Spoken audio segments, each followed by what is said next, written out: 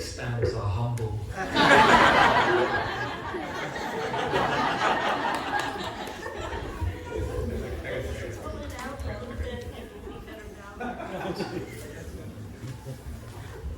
Hare Krishna everyone. So nice to be in another place, in another part of Srila Prabhupada's transcendental family.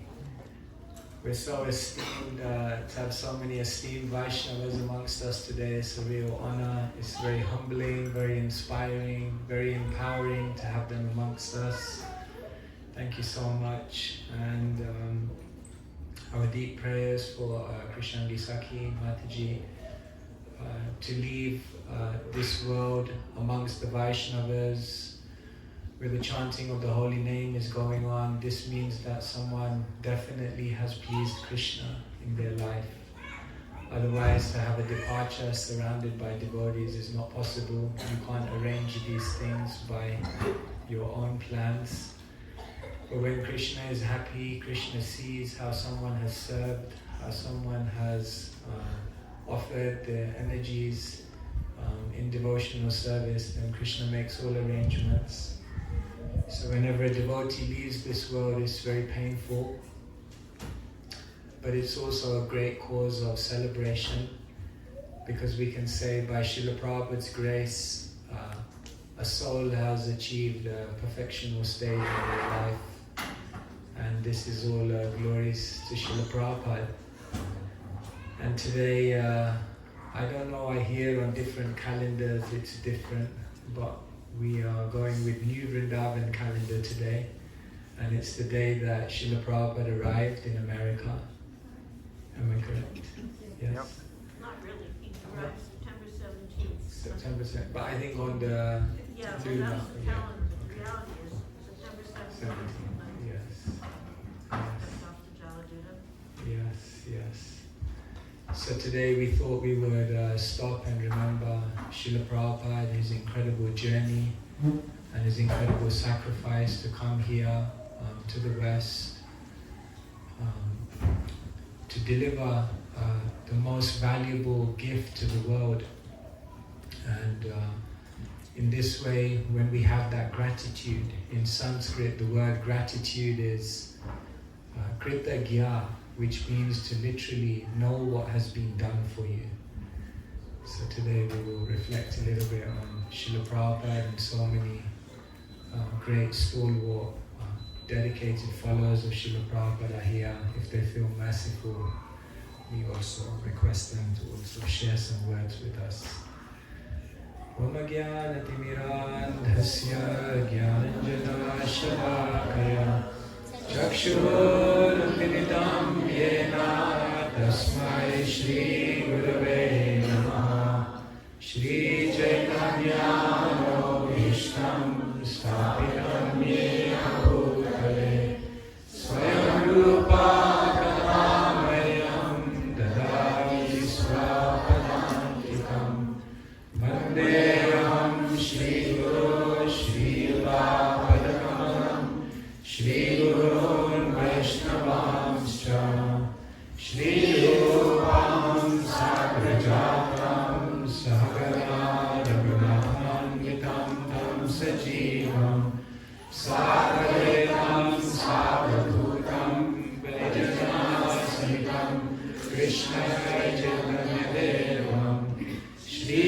Radha Krishna Padam Saranadika Shri Vishanavitamscha He Krishna Karuna Sindhu Dinabandhu Jagatpate Gopesha Gopika Anta Radha Namostute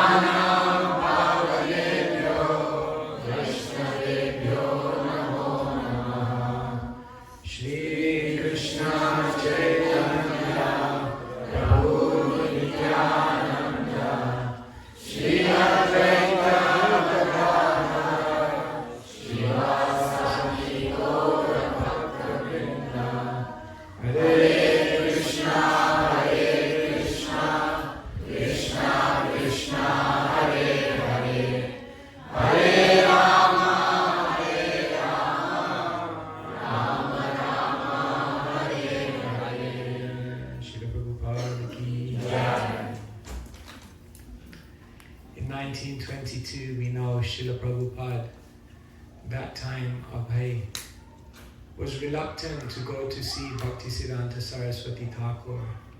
He said, I have seen many sadhus, but none of them had touched his heart, none of them had moved him. And therefore he was somewhat skeptical, maybe you could say. And then of course we know his friend Narendranath convinced him, no, this saintly person, he is different. His words, his aura, his Shakti, his spiritual standing is unparalleled. And so they both went to the Ultadanka junction, that house, and on the veranda there Bhaktisiddhanta Saraswati Thakur was lecturing. Of course, nothing happens just by chance. It's all Krishna's arrangements. One time Srila Prabhupada was giving a lecture and he said, who knew I would come to the shelter of my Guru Maharaj? Who knew that he would tell me to come to America? Who knew that I would come here and all of you would come to me? He said, these are all Krishna's arrangements. We cannot understand how things are going on. So all along, a transcendental plan was conspiring. Bhaktisiddhanta Saraswati Thakur told Srila Prabhupada, you're young, you're intelligent. Why don't you spread the Krishna consciousness movement all over the world?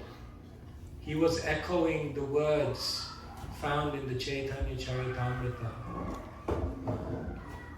Bharata bhumile hoilo manusha janma jar janma sarthaka karikar para upakar. If you've taken your birth, especially either in the land of India or if you've taken birth knowing these spiritual principles, then first thing is you should make your life fruitful, and then you should try to help as many people as possible. Of course, Srila Prabhupada gave up a little bit of a fight. He said, yes, we will spread the knowledge of Krishna, but first we have to become free from British rule. And Bhaktisiddhanta Saraswati Thakur famously told him, Krishna consciousness is so important and so powerful that it doesn't need to wait for a change in Indian politics. Srila Prabhupada said, I was defeated, but I was happily defeated. The spiritual master's instruction can never be denied, but the spiritual master's instruction may be delayed because of situational factors. So Srila Prabhupada, 43 years later in 1965, he left India. And we know that journey that he went on. Even to this day, when we think of Srila Prabhupada all alone on Jaladuta, it makes our mind spin. Srila Prabhupada, the cargo ship, all alone, 2 heart attacks, celebrating Janmashtami at sea.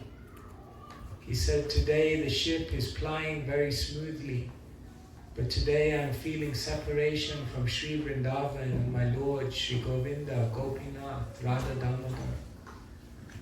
He said his only solace was reading Chaitanya Charitamrita. And in this way, he said, I'm experiencing the nectarine of life. And then Srila Prabhupada arrived in America. And I thought today, let us read from His Holiness Satguru Maharaj's account of Srila Prabhupada arriving in America. So if you like, you can close your eyes and just imagine Srila Prabhupada on the Jaladuta, all alone, coming to America. On the 19th of September, the Jaladuta sailed into New York Harbor and docked at a Brooklyn pier at 17th Street. Srila Prabhupada saw the awesome Manhattan skyline, the Empire State Building, and, like millions of visitors and immigrants in the past, the Statue of Liberty. Srila Prabhupada was dressed appropriately for a resident of Vrindavan. He wore kantimala and a simple cotton dhoti, and he carried japamala and an old chadar. His complexion was golden, his head shaven, sikha in the back, his forehead decorated with the whitish Vaishnav tilak. He wore pointed white rubber slippers, not uncommon for sadhus in India. But who in New York had ever seen or dreamed of anyone appearing like this Vaishnav? He was probably the first Vaishnav sannyasi to arrive in New York with uncompromised appearance.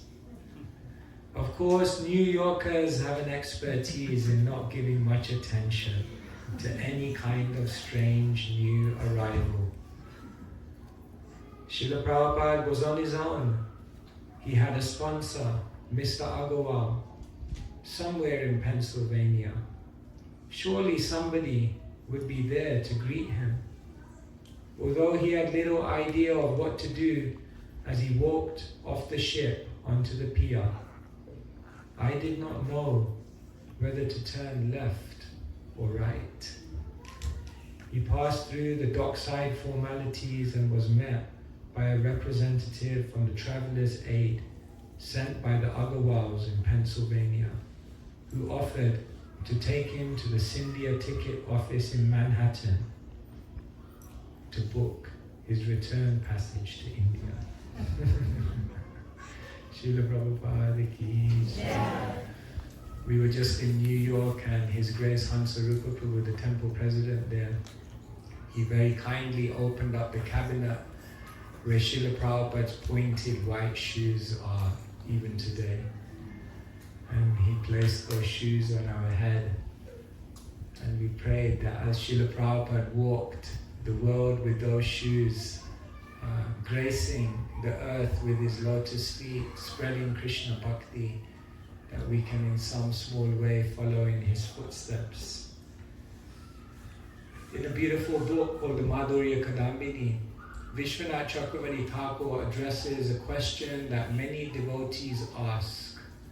They ask the question, how is it that I ended up in Krishna consciousness and there's millions of people out there who didn't take up this process? What was the difference between us and them? How is it that all of us begun this journey, yet some people don't begin this journey? Vishwanath Chakravarti Thakur addresses perhaps the $64 million question. How do we even begin devotional service? Of course, Vishwanath Chakravarti Thakur himself gives the answer. He says, Ado Shraddha. In the beginning, you have to have faith. But then Vishwanath Chakravarti Thakur says, why is it that some people get faith or have faith, but other people don't have faith? Vishwanath Chakravarti Thakur, in a conversation with himself, gives another answer. He said, by some good fortune, someone gets the faith and someone else doesn't get the faith. Satisfied? No. The next question will be, where does that good fortune come from? So then he offers an answer. He says, maybe that good fortune comes because over many, many lifetimes you have done many good activities, many pious activities, charity, yajna, tapa, so many things. But then Vishwanath Chakravarti Thakur says, I don't think this is the answer. Because how can something material create something spiritual? So then he says, I know. The answer is that faith comes from the mercy of Krishna. Krishna is the source of everything. And therefore, naturally, the faith to begin devotional service, the seed, must come from Krishna. But then Vishwanath Chakravarti Thakur looks at himself and says, no. Because Krishna in the Bhagavad Gita says, Samoham sarva bhuteshu name dveshosti na priyaha.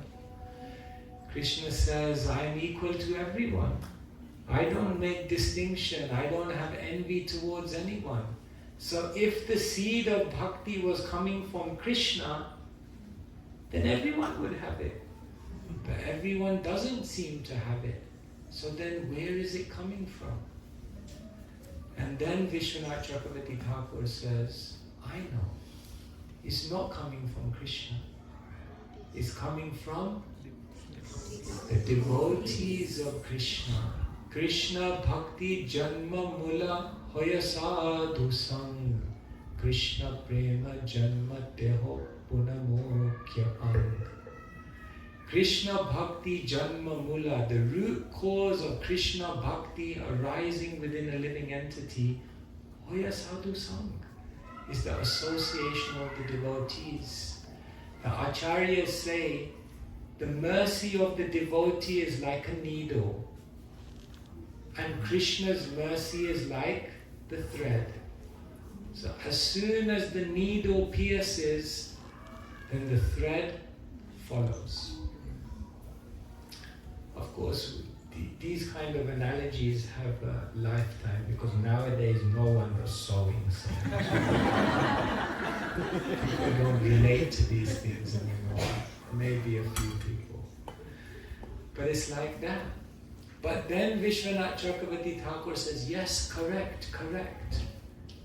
The mercy, the seed of devotional service, the beginning, the faith is given by a devotee.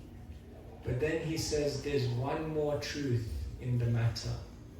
There's an even deeper answer of where bhakti comes from. Does anyone know? What is it that impels the devotee to give people faith, to give others the seed of bhakti? Compassion. The bhakti in their own heart. The bhakti in the heart of a devotee impels that devotee to go out in the world and give that seed of bhakti to others. And therefore the final conclusion of Vishwanath Chakravarti Thakur, when the question is given, where does bhakti come from? He says, bhakti creates bhakti. Srila Prabhupada was Bhakti Vedanta. Of course, in his humility, he said, I don't have any devotion. When he was on the Jaladuta, he wrote a poem. Bhakti nahi, Bedi nahi, Khub naam daro, Bhakti Vedanta naam, Ebesartha koro. In the final line of his poem, he says, Bhakti nahi, I don't have any devotion. Bedi nahi, I don't have any knowledge. Khub naam daro, but I do have strong faith in the holy name. Of course, they say the humility of the pure devotee is the reality of the conditioned soul. When Srila Prabhupada says this, it's out of his great humility, but he is giving us a great hope. Because in the morning, if we wake up and we look in the mirror and we say, Bhakti nahi, I don't have any devotion. I sing in the kirtan, I dance in the kirtan, I pretend like I'm really enthusiastic, but really, Krishna, you know in my heart, I don't have much devotion. We may look in the mirror and say, Bhakti nahi. We may look in the mirror and say, Bedi nahi, I don't have much knowledge. I may have passed my Bhakti Shastri exam, but how much realization I have of it all, I don't know. But Srila Prabhupada is reminding us, even if we don't have devotion, even if we don't have knowledge, Naam, the name will save you. Kalo nasteva, nasteva, nasteva gatiranyatha. So Srila Prabhupada is giving us a hope that if we have faith in the holy name, then anything can happen, miracles can happen. So Srila Prabhupada, he was full of bhakti. And because he was full of bhakti, he was able to inundate the world with bhakti, such a heart of compassion. We sometimes look at our life and we think it's difficult, it's hard to practice spiritual life. Sometimes it's even hard to live amongst devotees, isn't it? Sometimes. One devotee said to Srila Prabhupada, I just can't tolerate this devotee anymore. Prabhupada said, you have to tolerate him as I'm tolerating you. So it's not so easy. There are doubts, there's difficulties, there are sometimes difficult situations that we have to encounter. But if we have a strong connection with Srila Prabhupada, if we have that deep gratitude, that no, Srila Prabhupada took so much effort to come, Srila Prabhupada took so much sacrifice, so much trouble, I must stay, how can I not be grateful for what he gave to me? Then that connection will always save us. And so on days like this, is really an opportunity for us to rededicate ourselves. When we want to show gratitude to someone, the lowest level of, or the first level of gratitude is to recognize what someone has done for you. But it's said that higher than that is when you're constantly remembering what that person has done for you.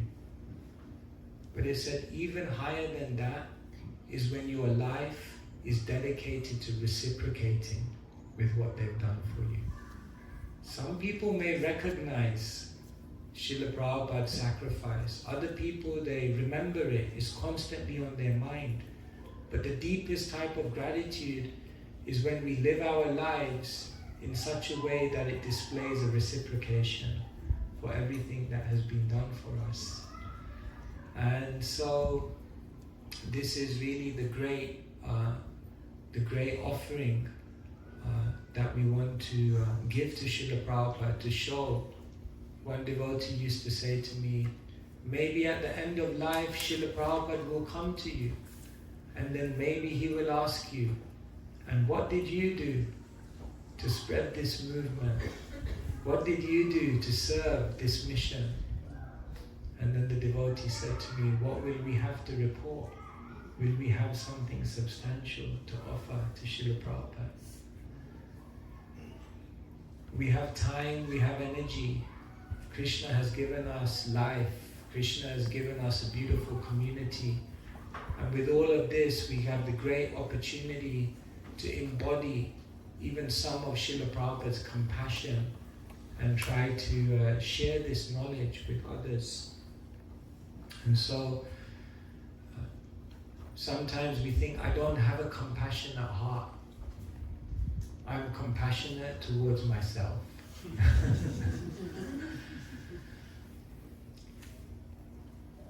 The great devotees, they have compassion for two main reasons. The first reason great devotees have compassion is because they're constantly seeing the suffering around them. Krishna says, Janma mrityu jara vyadi dukha dosham darshanam. If I tell you take darshan, then generally you will think that means going to the temple and taking darshan of Krishna. But in the Bhagavad Gita, Krishna says, the great saintly people, what they do is they take a different type of darshan every day. They look at the world and see that it's full of disease, old age, and death. And therefore, because they're constantly seeing the suffering around them, then naturally that compassion is coming. You see, some people we say, are apathetic. They don't see. People around them are suffering, they don't see. And then higher than that is if you're sympathetic.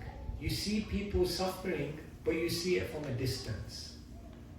Yeah, they're suffering, they're over there, but thank God, I'm okay. But the devotee is not apathetic. The devotee is not even sympathetic. The devotee is empathetic. They see people suffering so closely that they have to do something. This terminology is very amazing. Para dukkha dukhi. It means to experience someone else's suffering as though it's your own. Imagine tomorrow you got a cut on your hand. Definitely you would not be empathetic. And definitely you would not be even sympathetic. Oh, it's a cut. Anyway, it's okay. No, we would do something about it. So Srila Prabhupada embodied the highest level of compassion because he was seeing the suffering of everyone around him. His Holiness Ramai Swami says one time they drove Srila Prabhupada in Australia to a morning walk. And it was 6 o'clock in the morning, and as they got onto the highway to drive to the park, there was a huge traffic jam. So Ramai Swami, he was in the back with Srila Prabhupada. So he, in his mind, he was thinking like, thank God I escaped, this life. Being stuck in a traffic jam, going to work, I'm so fortunate. And Srila Prabhupada looked at him as he was thinking like this, and Srila Prabhupada said, why is there a traffic jam at 6 o'clock in the morning? So Ramai Swami said, because in Australia, people live so far away from where they work that they have to leave at 6 o'clock in the morning and often drive 2-3 hours to work all day and then come back. And as soon as Srila Prabhupada heard that, Ramai Swami looked at him and a teardrop fell from Prabhupada's eye. And he said, they're working so hard. For what? And Ramai Swami realized that's the difference between me and Srila Prabhupada. I was looking at their suffering thinking, thank God I don't have to go through that. The Srila Prabhupada was looking at their suffering and feeling that pain. So the great devotees have great compassion because number one, they're seeing the suffering of others. The second reason that the great devotees have great compassion is because they're simultaneously seeing Krishna. Because they're seeing Krishna, because they're in contact with Krishna, because they're experiencing the bliss of Krishna consciousness, they can't bear to see that someone is not having that opportunity. It's so good. I have to share it with others. And therefore, Srila Prabhupada was just, one time he was with some members from Mensa, the IQ intelligentsia. So they were debating back and forth with Srila Prabhupada, They came up with the problem of rocks. This one? They asked Srila Prabhupada, can God create a rock so heavy that he can't lift it? But this is like a philosophical conundrum. Because if you say yes, God can create a rock so heavy he can't lift it, then there's something God can't lift. And if you say no, God can't create a rock so heavy that he can't lift it, then there's something God can't create. So they thought they would snooker Srila Prabhupada. And Prabhupada looked at them and said, yes, God can create it, and then he can lift it. No, that doesn't... They didn't have any answer to that. Prabhupada said, yes, he can create it. So like this, they were going back and forth, so many philosophical arguments. And then at the end, Prabhupada just looked at one of the devotees and he said, Krishna is so nice. Why don't they just take him? After all those arguments, Prabhupada said, it's so nice, just take Krishna. So the pure devotees, they are seeing Krishna, and therefore they have so much compassion. They can't bear that someone else should not have that. Now our situation is that, are we seeing the suffering of the world? Yeah, maybe. But we have the tendency to kind of block it out of our mind. One philosopher, he said, I know everyone has to die, but I was hoping an exception would be made in my case. So we have like a tendency to be able to be surrounded by suffering and yet just be kind of a little bit oblivious to it, just conveniently forget about it and just get on with life. And are we seeing Krishna? Sometimes. But then we're also seeing Maya, and we're also seeing a lot of other things. And therefore, when we look at our hearts, often we don't feel that level of compassion that Srila Prabhupada had, because we're not seeing suffering like Srila Prabhupada saw it, and we're not seeing Krishna like Srila Prabhupada was seeing Krishna. So how will compassion arise in our heart? We're not seeing suffering, we're not seeing Krishna, but what we can see is Srila Prabhupada's compassion. And when we see Srila Prabhupada's compassion, then we think, I should also be a little bit compassionate. I should also help in whatever way I can. And so in this way, the devotee is becoming very kind, the devotee is becoming very compassionate. Not necessarily out of realization, but the devotee is becoming compassionate because they're seeing that those who came before me were so compassionate that I should please them, and therefore I should do what I can to try to assist them in their mission. So in this way, it's a very deep day of reflection. This has happened today. We've heard the news of Krishnangi Mataji, who has left this world. These are the times when we have to really deeply reflect. What have I received?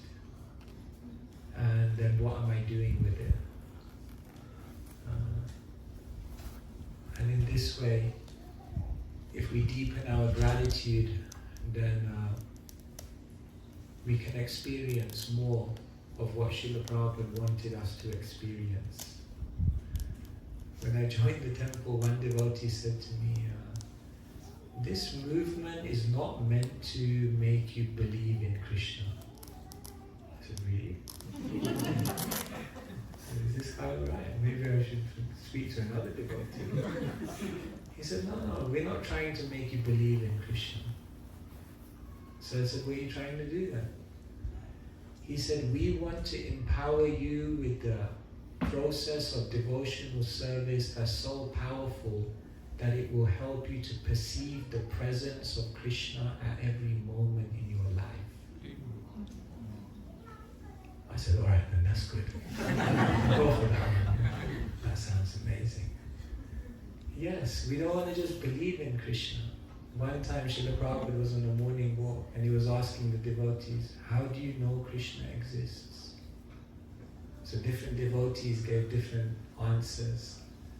And then one devotee said, because when I chant Hare Krishna, I feel the presence of Krishna. Prabhupada said, yes, that is the right answer. Feel the presence of Krishna. But when we serve the pure devotee, then we will feel the presence of Krishna. And what better way to serve the pure devotee than to do what is closest to their heart, a heart full of compassion which wants to spread Krishna consciousness. So we must try in whatever way we can to assist. So we're so fortunate to have so many stalwart followers, so many dedicated servants of Srila Prabhupada here. They are actually the living example of this.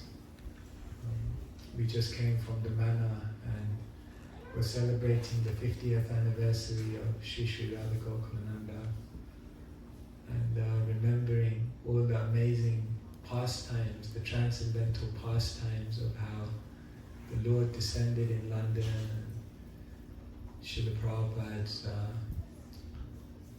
amazing Leela there. So we feel so fortunate to be part of this movement, and so fortunate to be in your presence. I guess I could carry on, but maybe, I don't know, Malati Prabhu or Goshakti Prabhu, if you would like to be merciful enough to share some words with us on this day of Srila Prabhupada. Would you like to? What are you expecting is? I came to hear you.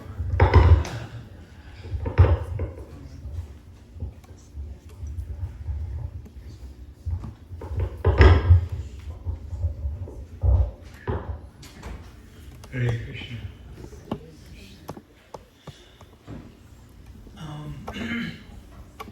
Thank you very much for your nice presentation. It was, I got a lot from it. And it was nice meditation to remember Srila Prabhupada coming and the culture that he left and the culture that he came into. And like you quoted him saying, I did not know if I should turn left or if I should turn right when he came down the walkway from the Jaladuta. But still, Prabhupada, he came and he just was completely dependent on the mercy of Krishna, the guidance of Krishna, the mercy of his spiritual master. And he utilized his intelligence to try to understand the culture that he came into. And he wrote in that prayer, I believe it was in Boston that he wrote it, that, how will I deliver this message to these people? They're filled with passion and ignorance. How will they understand? Srila Prabhupada, he had so many opportunities to give up and go back. And nobody would have faulted him for doing so. He had no sponsors, he had no money. We commonly say, well, Prabhupada had 40 rupees in his pocket, but there was not a single bank in America that would trade dollars for those rupees. So he might as well have had scrap paper in his pocket because it was, practically speaking, it had no value. But Srila Prabhupada had the most valuable gift, and he wanted to give it to whomever was willing to receive it. And I often contemplate that point in my own life. That Srila Prabhupada, as a representative of the Guru Parampara and the previous acharyas, he wants to give each and every one of us, and not just us, but the entire, within the entire universe, he wants to give us the very topmost thing, which is to be able to, for each and every one of us to be able to enter into the sublime pleasure dance. The topmost thing within the entire spiritual world. And I often just think that I'm not unfortunate, I'm extremely fortunate, but I'm just so foolish that even though Prabhupada is wanting to give so many different gifts of immeasurable value, I just don't accept them.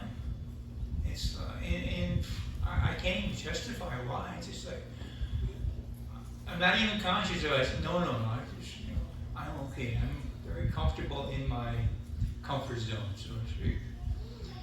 But Srila Prabhupada doesn't give up on us. Even though we may give up on Krishna, even though we may give up on our vows, even though we may give up on our spiritual master, Krishna never gives up on us. And that is it's beyond the blessing. It is the greatest mercy that's imaginable. And even though we've said no to Krishna so many times in so many lifetimes, but Krishna just accepts and doesn't turn it back on us. He just continually tries. Very patient. Thank you so much, Maharaj, for coming.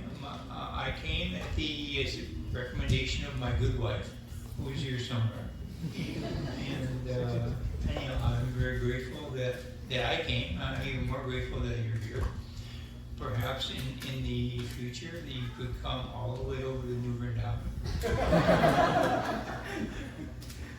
Thank you so much. It's not that far of a walk. Just ask Bhakti Madhwara.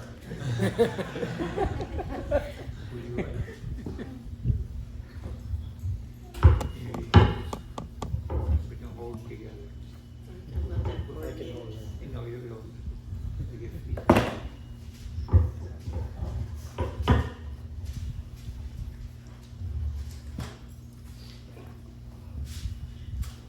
Srila Prabhupada's own description of his passage from Calcutta Harbor to America.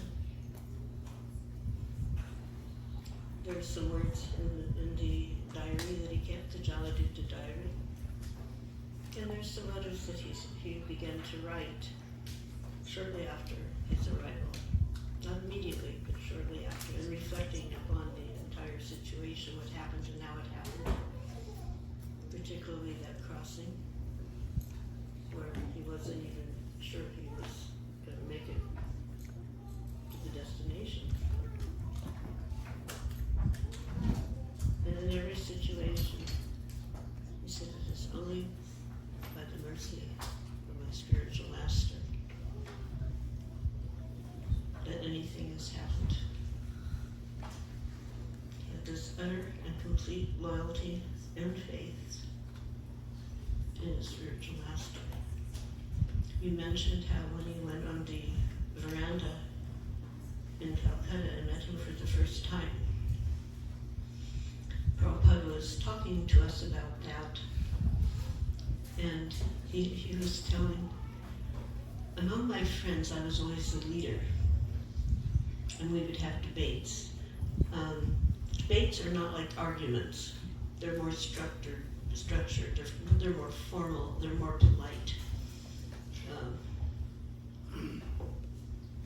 But he would inevitably win. He always won, and therefore he was seen as the leader.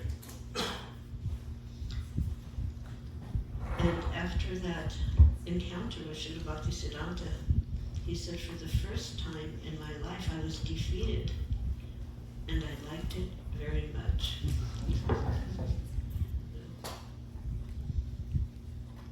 And you mentioned the fact that we shouldn't neglect the order of the spiritual master. So sometimes it was questioned why it took him so long. You mentioned 43 years. And there's so many things to ponder and consider, but in everything, timing is a great matter. Doing things the right way at the right time. One person asked Prabhupada, why did it take you so long to come? And he goes, because you were not ready yet. But he said that in a very sober way. You're not ready yet. And we can see, had he come sooner, who would have even maybe noticed in such a way? Because just like the sannyasis that went to the UK and they didn't get anything established, it's not like they were neophytes. We, on the other hand, who went, we were not even neophyte, we were like pre-neophyte. And yet, by the mercy of our spiritual master, Srila Prabhupada, who was depending on the mercy of his spiritual master, something was done. And we always knew to this very day it wasn't our own doing.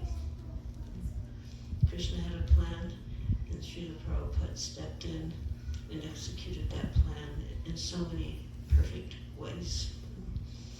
I was thinking about Lord Jagannath the other day. I was reading a letter written in 1970 by Srila Prabhupada to Hanuman Prasad Pudar.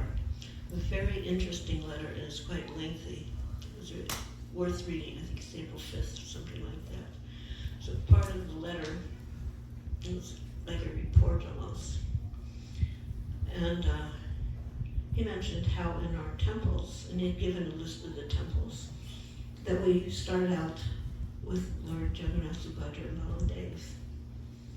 And he said that my spiritual master recommended this for these countries, because in another letter he had written about the tolerance of Lord Jagannath. And we could imagine how tolerant he would have to be when these kids who were dressing up as devotees were attempting to worship him, beginning so early, like in 1967. So we start out with, and then eventually Radha Krishna. And exactly like that is what happened. So sometimes it seems almost random how some things were happening, just like the appearance of Lord Jagannath. But there was nothing by chance, and there was nothing random about anything Srila Prabhupada ever did. And if you step back a moment and you're looking at the situation, like sometimes we hear these stories, and that's why sometimes I'm not into telling stories. I'm not into amusing people with cute little stories about Prabhupada. I want people to connect with him, the person, Srila Prabhupada, the person that he was and is. Nothing happened by chance. And he assured us of that one time in the UK. We were at Lennon's house. I forget the incident, but the word by chance was mentioned. And very soberly, nothing is by chance. I had a conversation with Shyam Sundar during those conversations about the different, maybe you've seen this book, the different philosophers were presented, and Shyam Sundar would present their philosophy, and then Prabhupada would comment. And so one of them, whoever it was, had a philosophy of chance. And Prabhupada so strongly and clearly defeated the idea that anything would be by chance in this world, which translates into how careful we individually and collectively must be in executing our Krishna consciousness. It's not a chance. It's for us an opportunity. But it comes with a what's the word? Responsibility and obligation. It's just not a social situation to get together and have some fun and Hari Bol. We're here, not by chance. We've been called by Lord Chaitanya to assist Srila Prabhupada, and it's ongoing. It didn't end when he left this world. He told us in July of '67, when he was going back to India to recover from his stroke, heart attack, whatever it was. I'm an old man, I may die at any time. I want you boys and girls to push on this movement. Even that far ago, he was admonishing, I want you boys and girls, and we were just toddlers. And yet he was willing to entrust the beginning of ISKCON with us, rather than someone else who might defile or change whatever he had taught us. And he said that much. If anybody comes and changes even one word, what I have taught you, the whole thing will be spoiled. We have an obligation, we have a responsibility to adhere very closely to how he taught us, what he taught us. Because we're filling up this little house here. Well, it's not so little. We're filling it up. But, outside I don't know what the current population of Columbus is, but there's a lot of folks out there. There's the entire state of Ohio. We have a responsibility and obligation. When somebody takes initiation, you're just not getting a new name. You've signed on to assist Srila Prabhupada in pushing on this movement. Thank you so much. Thank you so much.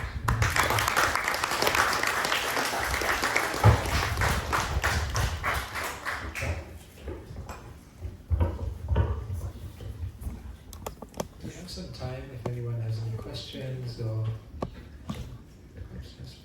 So, as you were talking about the conversation, Thank you for the nice lesson. The conversation Vishwanath Thakur was having about why somebody becomes devotee.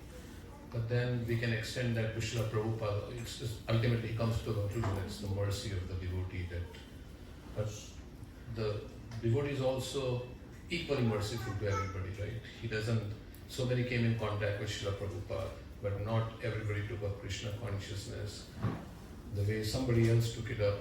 Or so still the question remains that, what is it that makes the person take up Krishna consciousness? So, because the devotee is equally merciful to everybody and he wants to spread, so how do we understand that? Okay. So we said that Krishna is equal to all and therefore he can't be the source of mercy, but the devotee is also equal to all. So then what's the difference? Vishwanath Chakravarti Thakur says that what happens is the devotee comes to the level of a Madhyam Adhikari. So there are 3 levels of devotee: Kanishta, Madhyam, Uttam.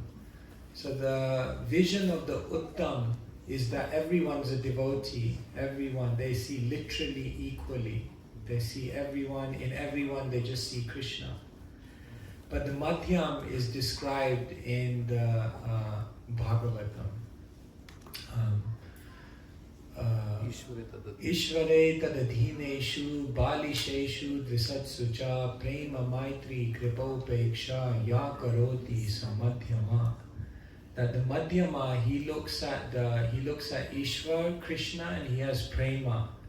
He looks at the tadadhineshu, the devotees, and he has maitri, he creates friendship. He sees the Bali Sheshu, the innocent, and he has kripa, compassion. And then he sees the Visatsu, the envious, and apeksha, he avoids them. And so Srila Prabhupada explains in his purports that the Uttam comes to the level of the Madhyam and then discriminates and sees where there is receptivity, sees where there is someone is like dry firewood. This example is also given by the acharyas that some people are like dry firewood and other people are wet. So even when they come in contact with the spark of kripa from a Vaishnava, for one it just sets them alight, whereas for other it may not seemingly do anything. So in that way, Srila Prabhupada says that the preacher is on the level of Madhyam, accepts the level of a Madhyam, but it actually is Uttam. And in that sense, as a Madhyam, they make discrimination.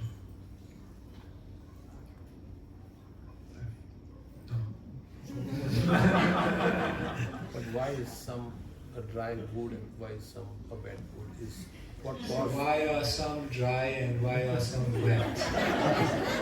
Because some are in London where it rains all the time.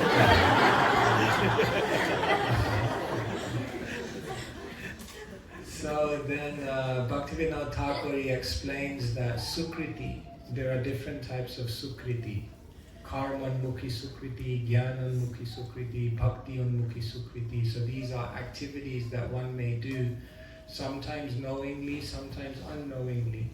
But what happens is this Sukriti makes you more receptive. But it doesn't matter how much Sukriti you do, how dry you become, still you need a spark. So in that sense, Sukriti doesn't cause devotional service.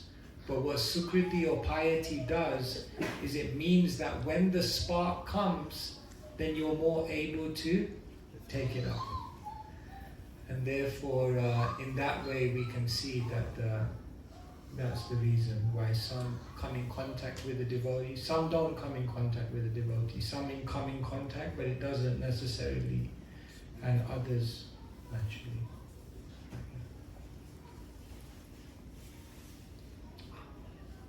Yes. Hare Krishna Maharaj. Hare Krishna Maharaj, thank you for the wonderful class. So you mentioned a little bit about how we may not have compassion, but Srila Prabhupada has compassion, therefore we should act. Can you speak a little bit more on that, namely with regards to the effect or the benefit of executing the spiritual master's instruction in terms of the physical action, but not doing it in the mood they want you to do it, but rather in loyalty to the spiritual master? For example, preaching not because you're compassionate for the other living entities, but because you have the desire to please the spiritual master. Of course, the desire to please the spiritual master is also very, very exalted, because the spiritual master is fully carrying Krishna in their heart, and therefore Yasya Prasada Bhagavat Prasada, and by pleasing the spiritual master you please Krishna. But yes, preaching is done on different levels. The lowest level of preaching is when one does it out of ego or insecurity, just to impress themselves on others. A higher level above that is when one preaches, for something that they want, some fame or some recognition or some material benefit. Higher than that is when one preaches out of a sense of duty, that no, I should do because I received so much. And then higher than that is one is preaching out of love. So real preaching is when you preach out of love, out of compassion. But until we get there, yes, we do out of responsibility. Bhaktivinoda Thakur explains this, that even in our relationship with God, these 4 levels are there: Bhaya, Asha, Kartavya, and Prema. So even when we preach, it's like this, we can say it's on the same levels.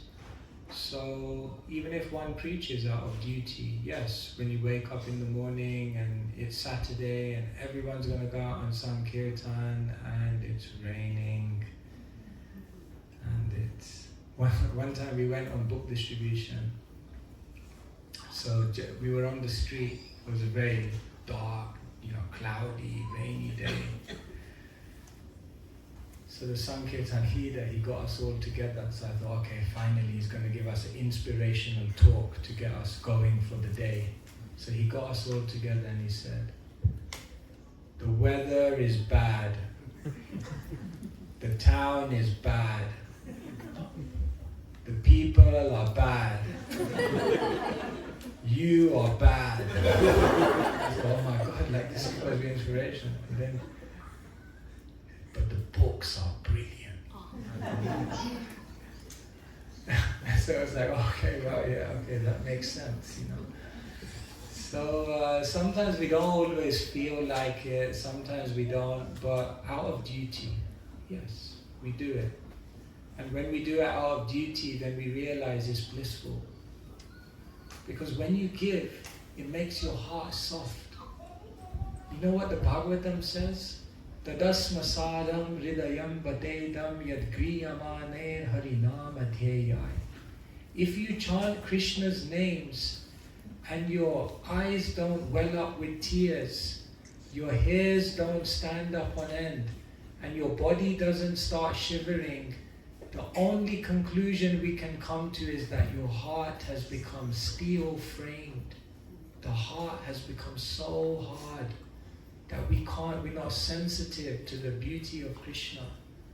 So when we go out in a spirit of compassion and we try to help others, you know what happens? Your heart becomes soft. We become sensitive again. We become less self-absorbed, less selfish.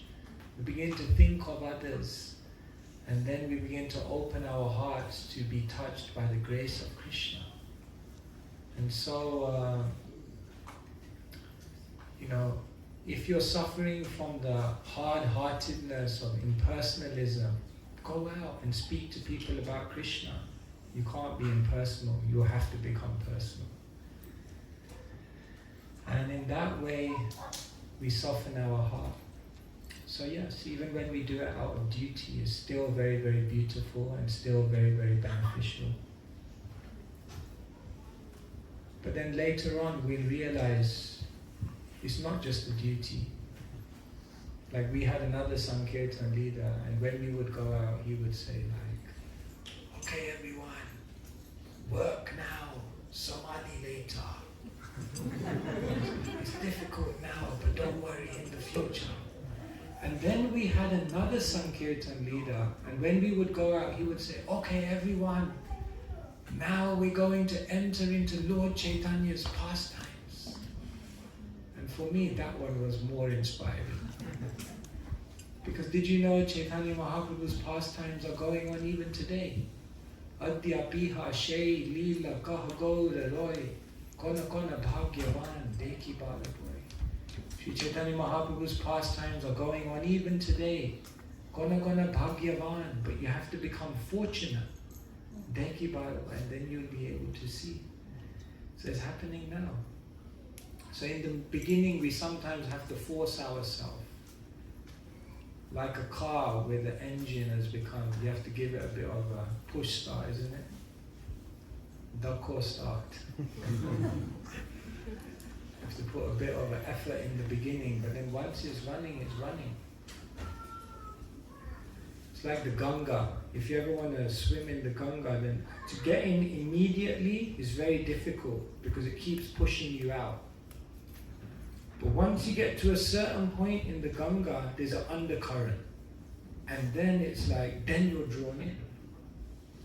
So in preaching, it's like that. Sometimes you just got to get yourself out there. It's a bit difficult. But then once you're in. When we used to do book distribution marathons, it was so difficult to get sometimes devotees out in the morning.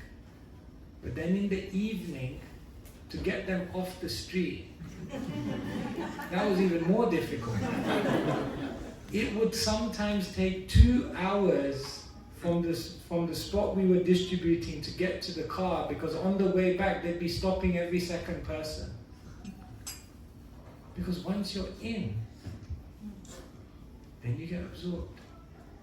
It's like when you wake up, when the alarm goes off in the morning, the sound of, horror. But once you're up, it's like really nice. It's like, wow, I'm so glad I woke up. So in the beginning, everything takes a little bit off. And that's when dutifulness saves us. But then later on, you'll experience the joy of it. Preaching is the only service you can do here that you can't do in the spiritual world. There's no one to preach to in the spiritual world. You can do it here.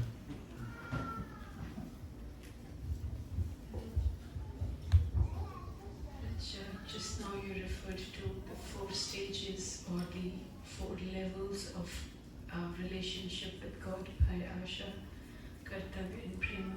Do you mind just elaborating?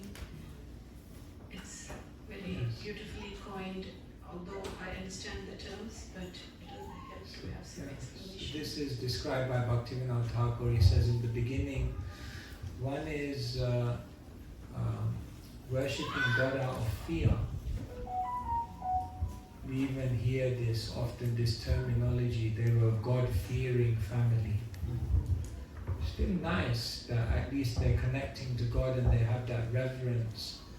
But you can see that still there's a more, the focus in that relationship is that I don't want anything terrible to happen to me. So you can see where the consciousness is in that relationship is very much about me. Higher than that is asha, where one has a transactional relationship. It's said to be a little bit higher because at least someone is trying to offer something. But then they're expecting something back. 1 for you, 2 for me. So that's transactional. And higher than that, you see the selflessness is growing, because when you're dutiful, it's become more about that person than you. How much they have done, that becomes the focus. Therefore you're giving more.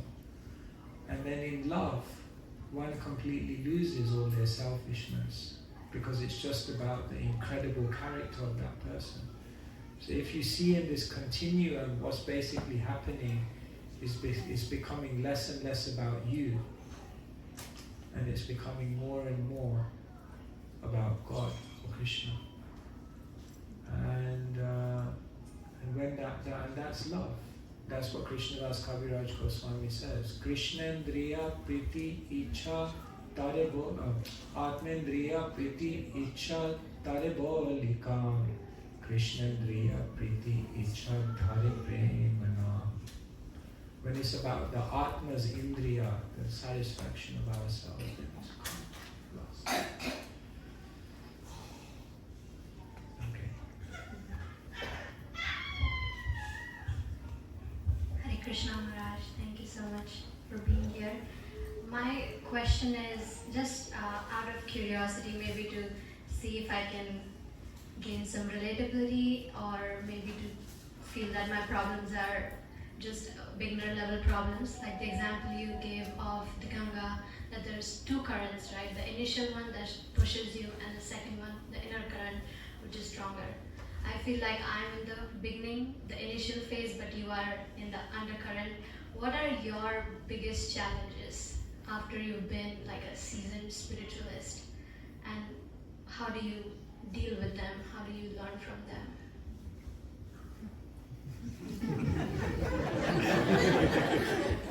They say when you answer a question, first you have to question the question. I don't know if I'm a seasoned spiritualist. Sometimes people think the day you take sannyas is the day you become a pure devotee. I wish that were true.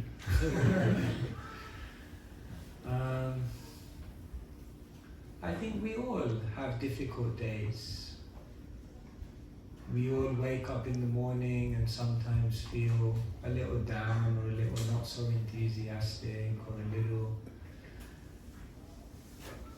But I think the difference is that this gratitude, that's why I talk today so much about gratitude.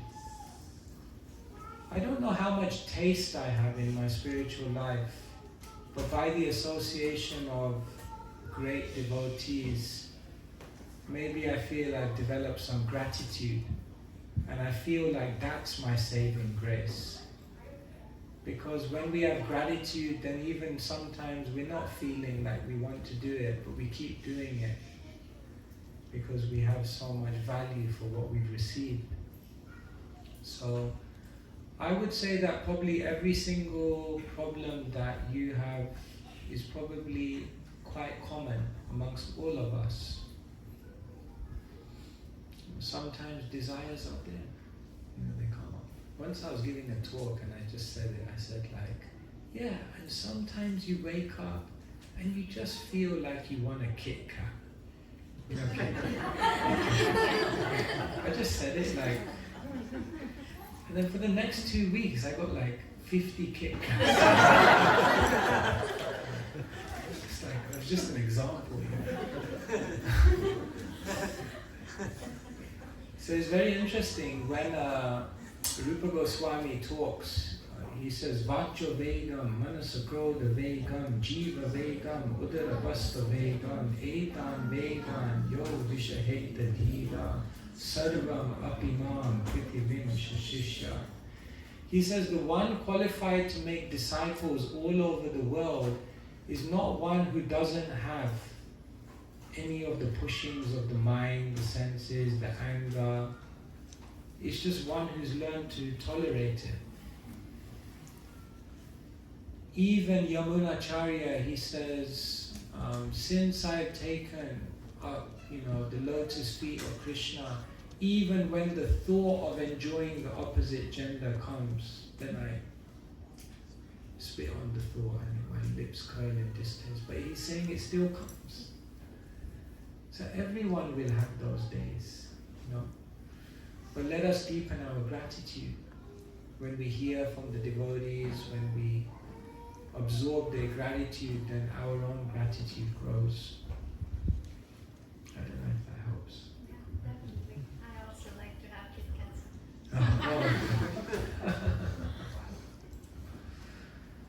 Would you like to? Maharaj, thank you for the wonderful class. I just want to ask, how did if you don't mind sharing, how did your journey begin in Krishna consciousness, and what helped you to conclude to fully surrender the rest of your life to Guru Parampara and Lord Krishna? That one's still a work in progress. What can I say? I'm a very average person. I grew up, my parents came to India came to London in the 70s. So naturally they were going to all the temples, and then I was born in 1981, so I had the opportunity to come to Bhaktivedanta Manor since my birth, by Krishna's grace. And then maybe all those years in my youth, hearing kirtans and things, and then when I was 15, I just had questions of life. I kind of looked at a world in which I didn't really resonate with what people were looking for. I didn't really resonate with the goals that people had and what people thought success was. But then I was thinking, I've got to do something with my life. So if I'm not going to do all these things, what am I going to do? So I guess then I began searching, is there anything else to do? And so when I was 15, I began reading different spiritual books. And of course, I had grown up in a Hindu family, but I'd never read the Bhagavad Gita. It just remained as it is. Part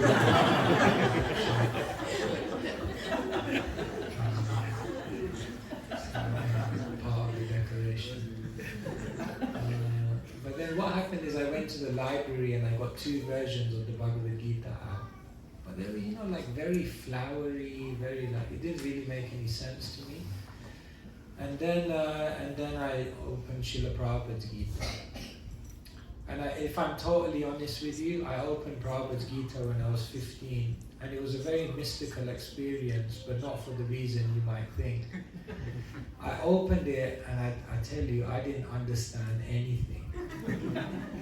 But it was amazing because I didn't understand anything, but I read it and I still had a deep feeling that this is amazing. I just don't get it. It was like I've never read a book like that. Like normally when you don't understand it, you're just like, what is this book? I'll just read another book. But this one I didn't understand it. I was like, oh no, there's definitely. So then at 15 I started going into the temple and asking devotees questions. I had one question and I was convinced nobody could answer it. I was like, nobody can answer this question. You know what it was? I had this question as a kid, like, if there's one God, why is there so many religions? That doesn't make any sense to me at all. So I was convinced no one could answer this question. So I went to the manor and then I met one of the brahmacharis. Anyway, he just answered it perfectly. I was like, these guys are wise, they've got an answer for everything. So then 15, 16, then I joined the youth group, then I went to university. University was an interesting time because I saw 2 different approaches to life. I was living in just off Tottenham Court Road, so I was behind Soho Temple, ISKCON London. So it's kind of like, one night in the nightclub, and then straight from the nightclub to Mangalacharan.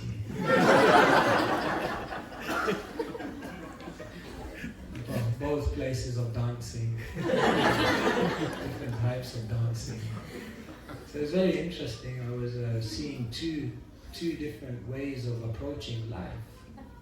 And then I remember one day I was at some university function and I just had this strong realization. I even remember it to this day.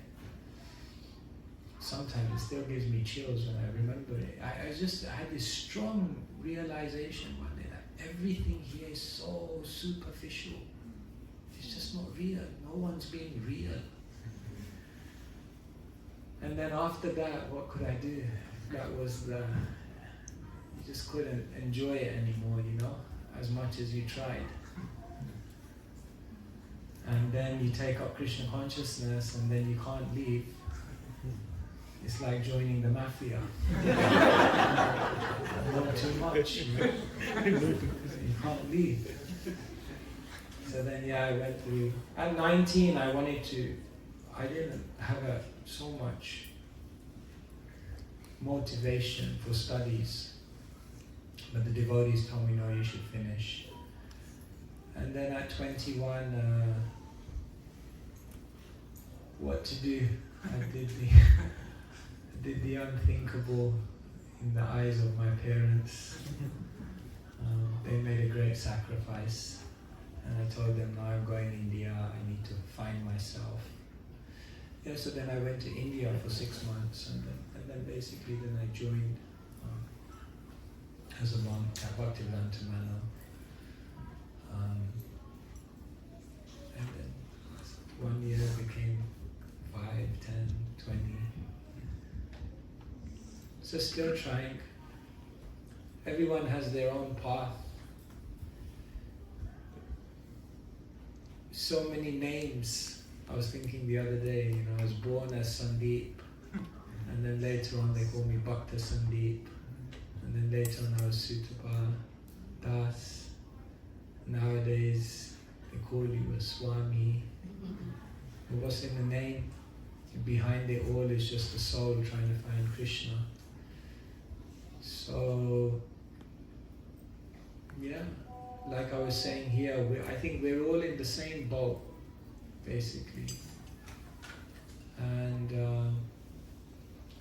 it's a beautiful opportunity to help each other, and maybe we can inspire each other in different ways.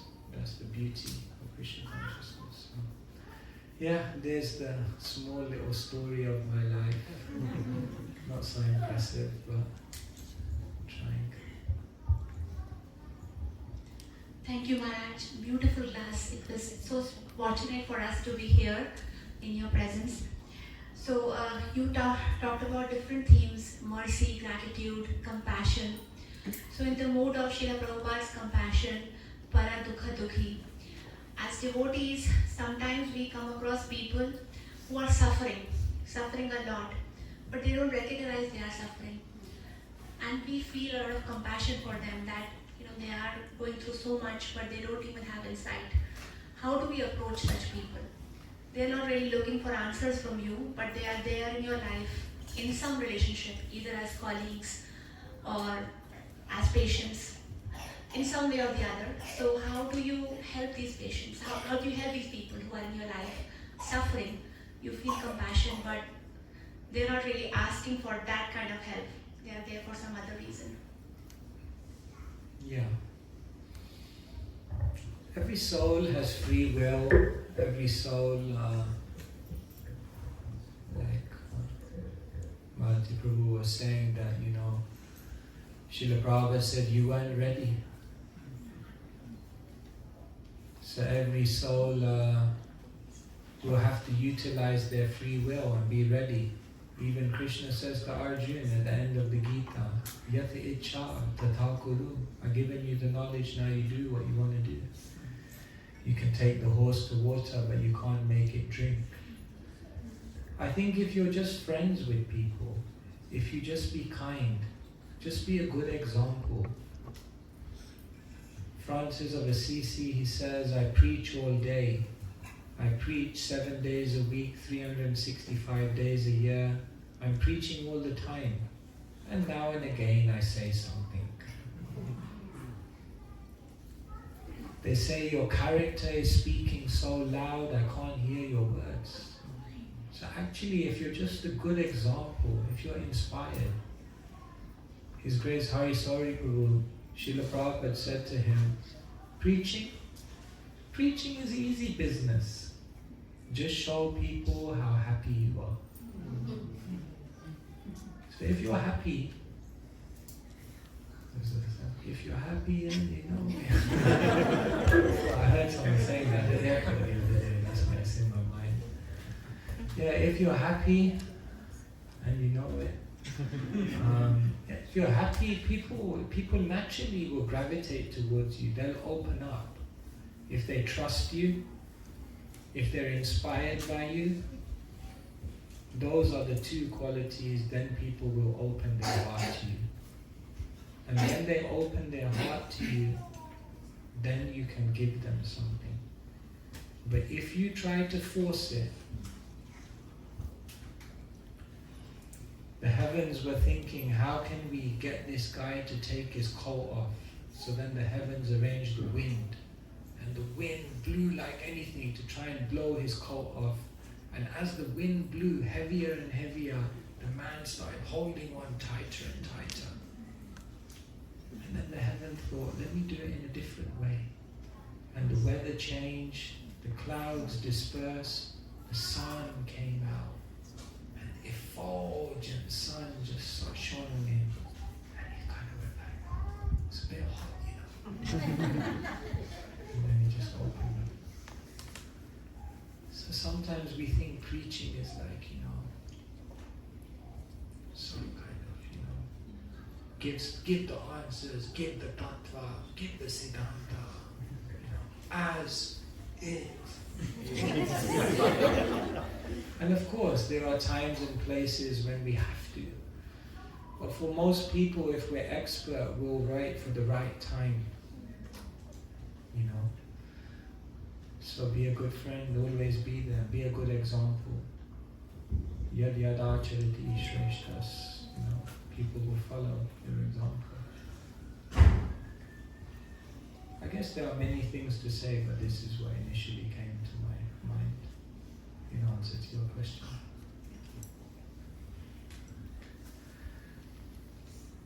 I see hands, I don't know how we're doing. We should.